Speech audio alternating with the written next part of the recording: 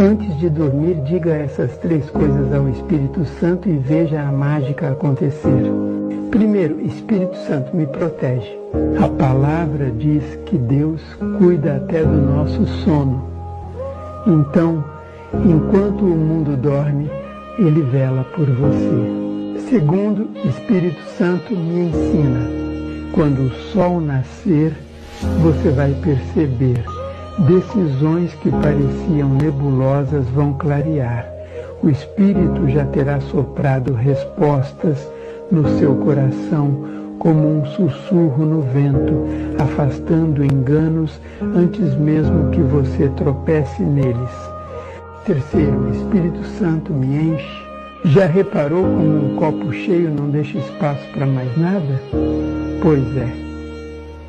Quando estamos transbordando do Espírito, não sobra brecha para as fraquezas nos puxarem.